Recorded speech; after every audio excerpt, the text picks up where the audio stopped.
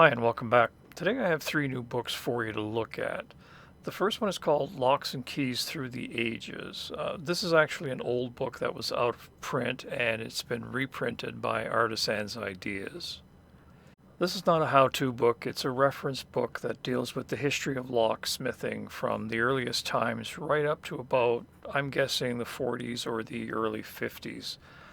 All of the photographs in the book are black and white, and even though the quality of the images aren't what we would call good by today's standards, it is a reference book, so it does a good job of showing you what the different locks looked like.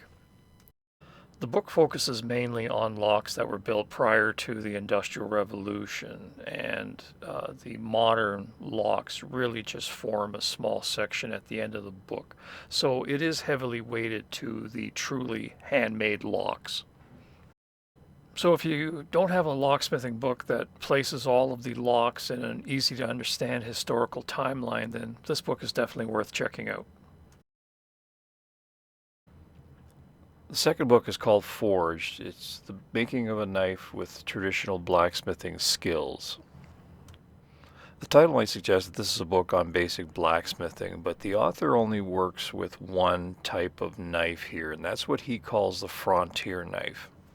These are not the more expensive knives that would have been produced in specialized shops. These are knives produced by local blacksmiths for the people in their community. They were often called work knives because they were built to be rugged and stand a lot of abuse. There was no frills on this. They were left as forged, and beyond filing a cutting edge, there was very little refinements. This method of forging a knife was a common practice to local country smiths all over the world, and when those smiths immigrated here, they brought that tradition with them. The author learned how to make this knife by working with one of the last descendants of a smith that immigrated to the New World in the early 1800s. So this is an actual historical record of how the work was done. I have seen references to this technique in different books over the years, but here the author has gone through the whole process in a very easy to follow step-by-step method, and in doing so has recorded a technique that would have been lost, had he not taken the time to produce this book. So for that reason alone, it's a great historical record. So if you're interested in forging a truly authentic frontier knife, this, I believe, is the only reference book that you're going to find on the subject. And finally, the third book is the new Spruce Forge Manual of Locksmithing.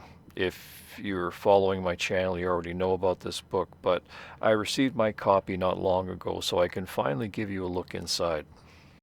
For those of you who are new to this channel, this is a totally revised and updated version of a book that we published a little over 20 years ago, and it deals with how to make locks by hand. The book is divided into two main sections. Section 1 has all of the information that you're going to need to understand how to make your own plans, work through the process, and more importantly, make the specialized tools that you're going to need to build the projects. We start off by going through a list of readily available tools that will be needed, or at least will be useful to have as you're working through the projects. Most of the tools are just regular hardware store items that are available anywhere. The antique tools that we have pictured are also pretty readily available. They were very common and there's lots of them around, so that shouldn't pose too much of an obstacle either. We were able to greatly expand the forging, benchwork, and tool making section of this book, so it really gives you a good explanation of how to go about each of those processes. If you're new to forging, we still recommend that you take a course or find somebody to help you out. But if you do have a little bit of experience under your belt, you should have no problems working through any of the projects. In section 2, we'll be explaining how to assemble each lock. We'll start you off, of course, by forging or manufacturing all the different parts, and then walk you through the assembly process. It's really important to understand all the techniques and processes that are explained in Section 1, because in Section 2, we're going to be showing you how to use those techniques to build the parts, but we won't necessarily be re-explaining the basic techniques. Our original book contained 5 lock mechanisms. They were examples that we felt were the best representation of each type of lock mechanism that was commonly made by locksmiths and blacksmiths, prior to the Industrial Revolution. These locks are still here, and they're featured as the introduction to each type of lock mechanism, but we were able to expand the number of locks greatly. So we have a total of 14 locks that we'll be describing in this book. We tried to find a good cross-sectional locks to show you how those 5 basic lock mechanisms, could be expanded upon to build so many different locks. And we feel that this selection gives you a pretty good overview of all of the different lock mechanisms that were built at this time.